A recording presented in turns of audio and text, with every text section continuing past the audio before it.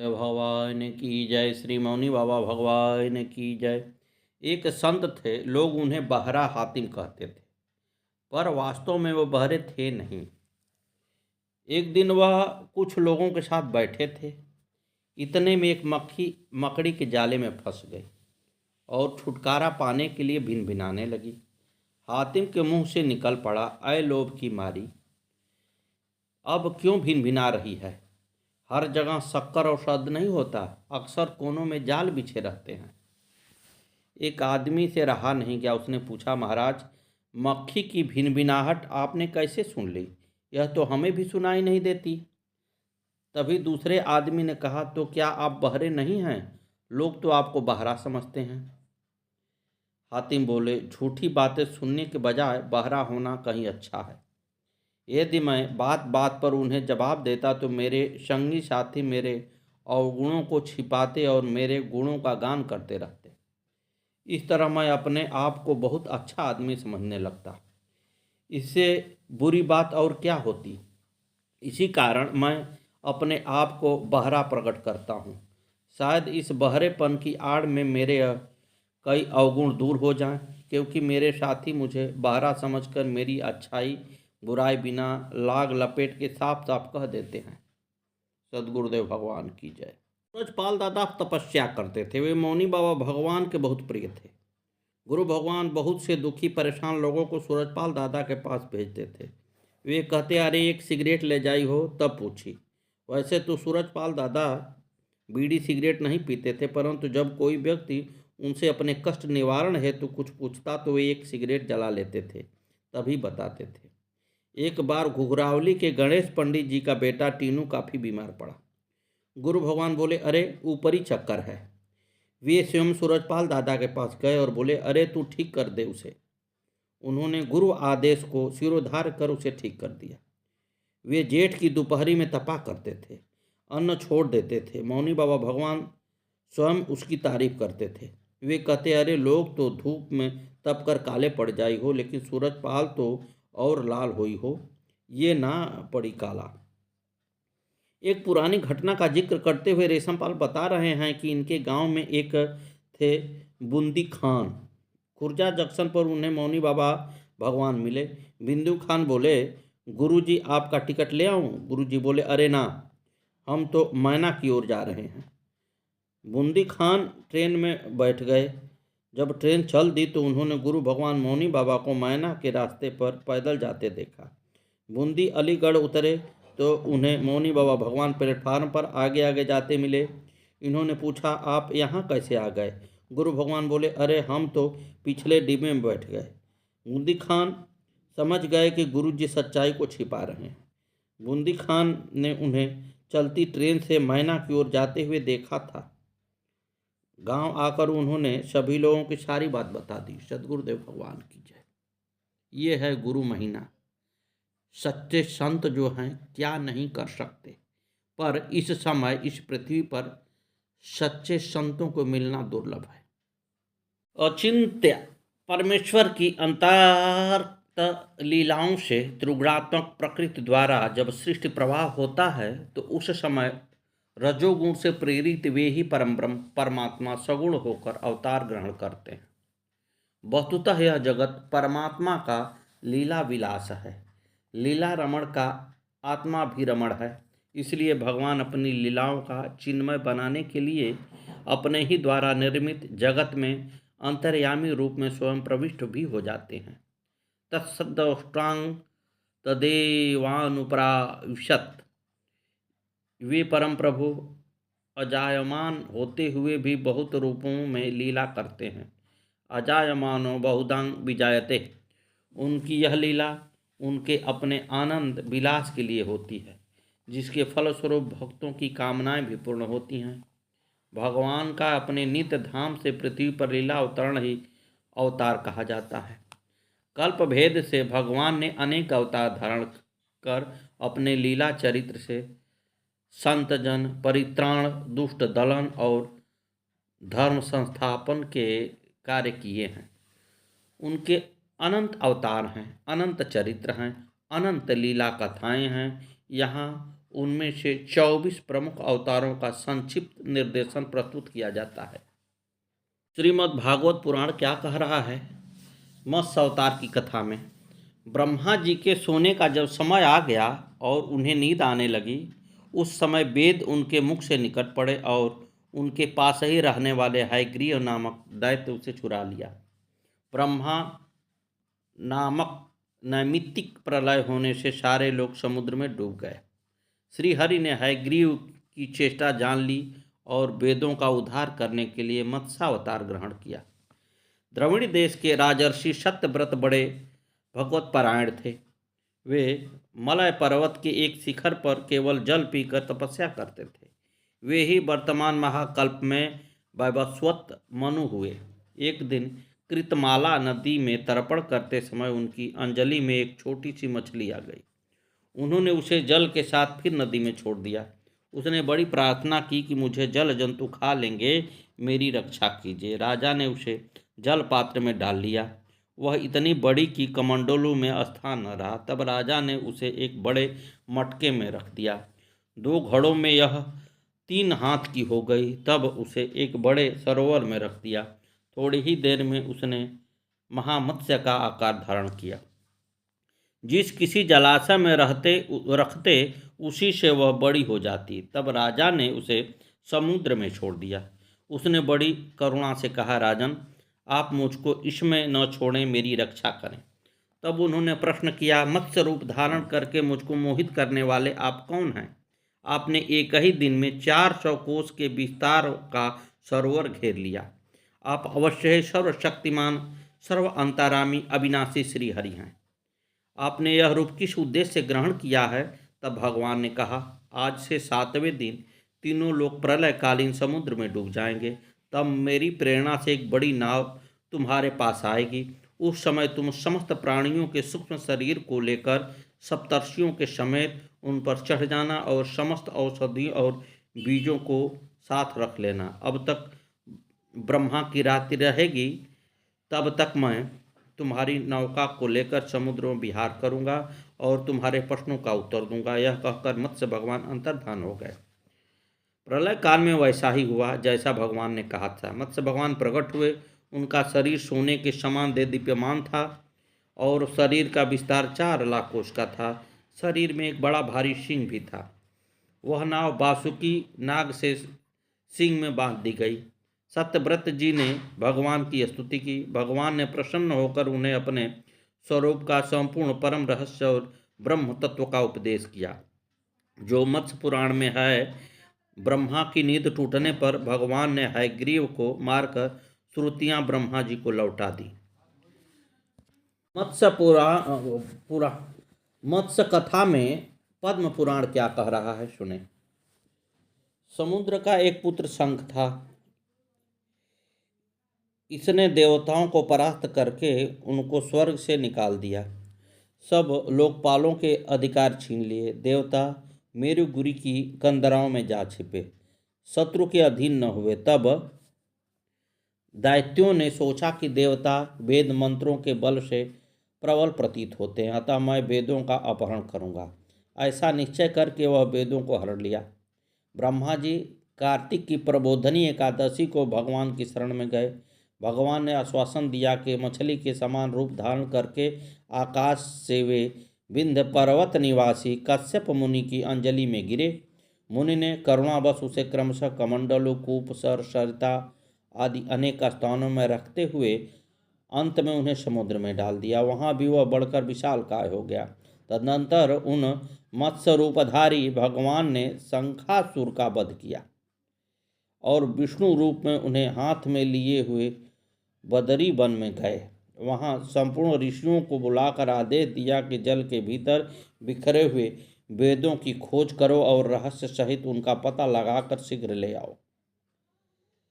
तब तेज और बल से संपन्न समस्त मुनियों ने यज्ञ और बीज सहित वेद मंत्रों का उद्धार किया। जिस वेद के जितने मंत्रों को जिस ऋषि ने उपलब्ध किया, वही उतने भाग का तब से ऋषि मान जाने का लगा। ब्रह्मा समेत सब ऋषियों ने आकर प्राप्त किए हुए वेदों को भगवान को अर्पण कर दिया।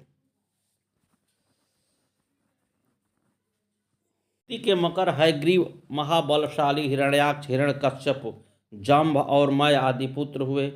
मकर ने ब्रह्मलोक में जाकर ब्रह्मा जी को मोहित करके उनसे संपूर्ण वेद ले लिए। इस प्रकार श्रुतियों का अपहरण करके वह महासागर में घुस गया। फिर तो सारा संसार धर्म शून्य हो गया।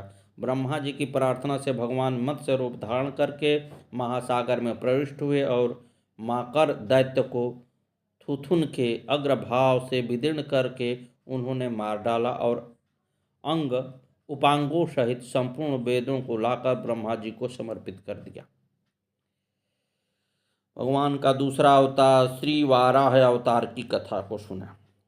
ब्रह्मा से सृष्टि क्रम प्रारंभ होने की आज्ञा पाए हुए स्वयंभू व मनु ने पृथ्वी को प्रलय के एक वर्ण में डूबी हुई देखकर उनसे प्रार्थना की कि आप मेरे और मेरी प्रजा के रहने के लिए पृथ्वी के उद्धार का प्रयत्न करें, जिससे मैं आपकी आज्ञा का पालन कर सकूं। ब्रह्मा जी इस विचार में पड़कर कि पृथ्वी तो रसातल में चली गई है, इसे कैसे निकाला जाए, वे सर्वशक्तिमान श्री हरि की शरण गए। उसी समय चिरमग्न ब्रह्मा जी की नाक से अंगुष्ठ प्रमाण एक बारह बाहर निकल पड़ा और क्षण भर में पर्वताकार विशालकाय गजेंद्र सरीखा होकर गर्जन करने लगा। शुकर रूप भगवान पहले तो बड़े वेग से आकाश में उछले। उनका शरीर बड़ा कठोर था, त्वचा पर बड़े बड़े बाल थे, सफ़ेद दाढ़ें थी, उनके नेत्रों से तेज निकल रहा था, उनकी दाढ़ें भी अति कर्कश थी। फिर अपने वज्रमय पर्वत के समान कठोर कलेवर से उन्होंने जल में प्रवेश किया। बाणों के समान पौन खुरों से जल को चीरते हुए वे जल के पार पहुँचे। रसातल में समस्त जीवों की आश्रयभूता पृथ्वी को उन्होंने वहां देखा। पृथ्वी को वो दाढ़ों पर लेकर बाहर आए। जल से बाहर निकलते समय उनके मार्ग में विघ्न डालने के लिए महापराक्रमी हिरण्याक्ष ने जल के भीतर ही उन पर गदा से प्रहार करते हुए आक्रमण कर दिया। भगवान ने उसे लीलापूर्वक ही मार डाला। श्वेत दाढ़ों पर पृथ्वी को धारण किए जल से बाहर निकलते हुए तमाल वृक्ष के समान नील वर्ण बारह भगवान को देखकर ब्रह्मादि को निश्चय हो गया कि ये भगवान ही हैं। वे सब हाथ जोड़कर स्तुति करने लगे। भक्ति भगवंत गुरु चतुर नाम बपु एक, इनके पद बंदन किए नाशत विघ्न अनेक। मंगलादि विचारी रय वस्तु नयनोप, हरिजन को जस गावते हरिजन मंगल रूप। संतन निरनय कियो मथि श्रुति पुराण इतिहास, भजबे को दोई सुधर के हरि के हरिदास। अग्रदेवाज्ञा दई भक्तन को जस गाओ, भवसागर के तरन को नाहिन और उपाय। भगवान का कच्छप अवतार। आशा जी के शाप से इंद्र सहित तीनों लोग श्री रहित हो गए। तब इंद्रादि ब्रह्मा जी के शरण में गए। ब्रह्मा जी सबको लेकर अजित भगवान के धाम को गए और उनकी स्तुति की। भगवान ने उनको यह युक्ति बताई कि दैत्य और दानवों के साथ संधि करके मिलजुल कर क्षीर सिंधु को मथने का उपाय करो। मंदराचल को मथनी और बासुकी नाग को नेति बनाओ। मंथन करने पर पहले कालकूट निकलेगा, उसका भय न करना, और फिर अनेक रत्न निकलेंगे, उनका लोभ न करना। अंत में अमृत निकलेगा, उसे मैं युक्ति से तुम लोगों को पिला दूंगा। देवताओं ने जाकर दैत्यराज बलि महाराज से संधि कर ली। अब देवता और दैत्य मंत्राचल को उखाड़ कर ले चले, परंतु थक गए। तब भगवान प्रकट होकर उसे उठाकर गरुण पर रखकर सिंधु तट पर पहुँचे। वासुकी अमृत के लोभ से नेति बने। जब समुद्र मंथन होने लगा तब बड़े बड़े देवता और असुरों के पकड़े रहने पर भी अपने भार की अधिकता और नीचे कोई आधार न होने के कारण मंदराचल समुद्र में डूबने लगा। इस प्रकार अपना सब करा कराया मिट्टी में मिलते देखकर उन सब का मन टूट गया। उस समय भगवान ने यह देखकर कि यह सब विघ्न की करतूत है, गणेश जी की करतूत है, उन्होंने हंसकर कहा, सब कार्यों के प्रारंभ में गणेश जी की पूजा करनी चाहिए। सो तो हम लोगों ने बिल्कुल भुला दिया। बिना उनकी पूजा के कार्य सिद्ध होता नहीं दिखता। अब उन्हीं की पूजा करनी चाहिए। लीलामय भगवान की लीला है, वे स्वयं सर्वसमर्थ हैं, परंतु कार्यारंभ में गणेश जी की अग्रज पूजा की मर्यादा जो बांध रखी है, उसका पालन करने के लिए जब देवताओं और दैत्यों को यह परामर्श दिया तो सभी लोग उधर श्री गणेश जी की पूजा में लगे। इधर भगवान ने तुरंत अत्यंत विशाल एवं विचित्र कच्छप का रूप धारण कर समुद्र में प्रवेश करके अपनी 1 लाख योजन वाली पीठ पर मंदराचल को ऊपर उठा लिया।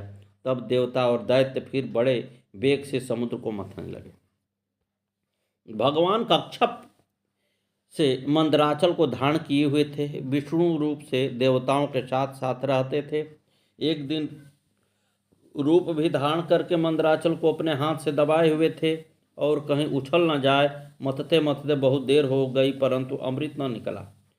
अब भगवान ने सहस्त्रबाहु होकर स्वयं ही दोनों ओर से मथना आरंभ किया। उस समय भगवान की बड़ी विलक्षण शोभा थी। ब्रह्मा शिव शंकादि जय जयकार करते हुए आकाश मंडप से पुष्पों की वर्षा कर रहे थे।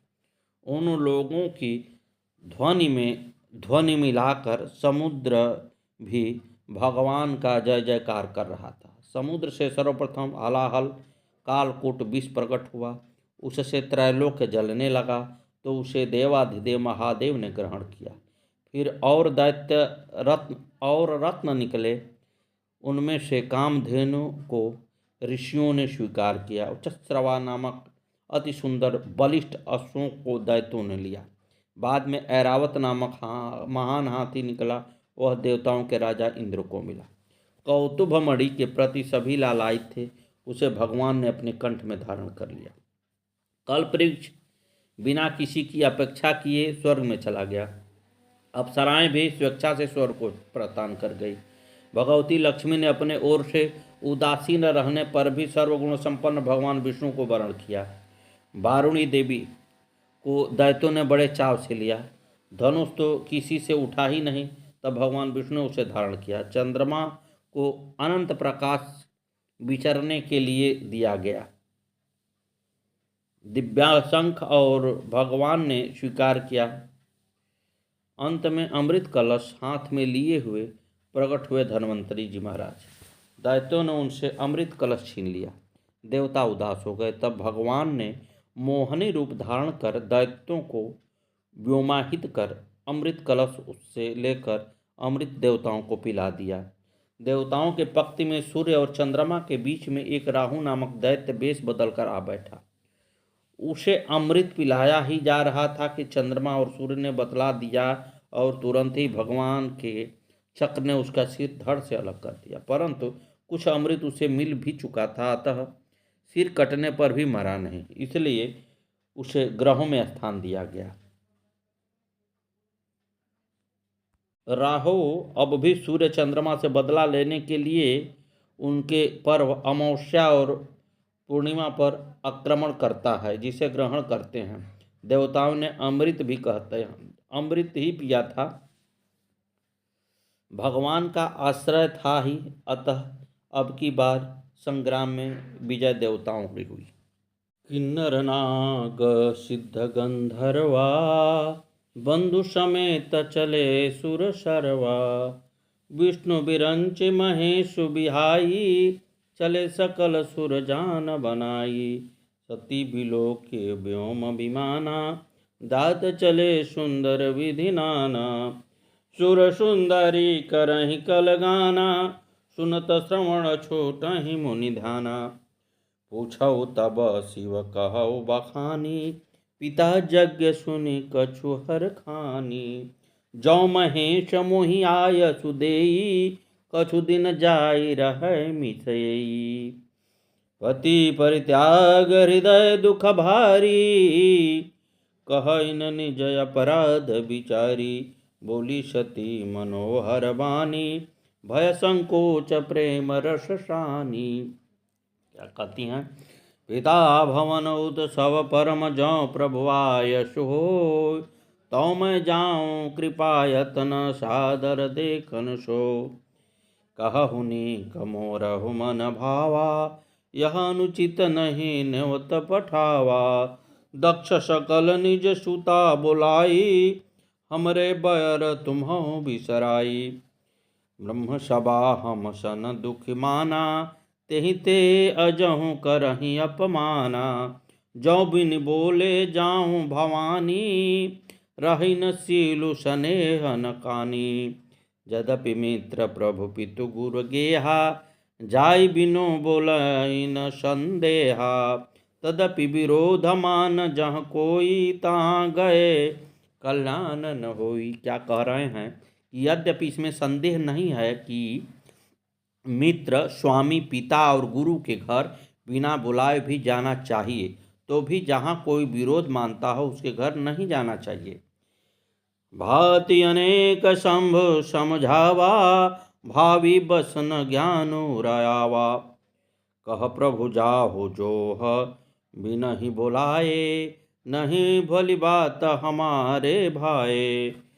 कहि देखा हर जतन बहु, रहइन दक्ष कुमारी। दिए मुख्य गण संग तब विदा किन्न त्रिपुरारी। श्यावर रामचंद्र शंकर को भजो, हर हर महादेव काशी शंभो विश्वनाथ गंगे। आगे की कथा कल।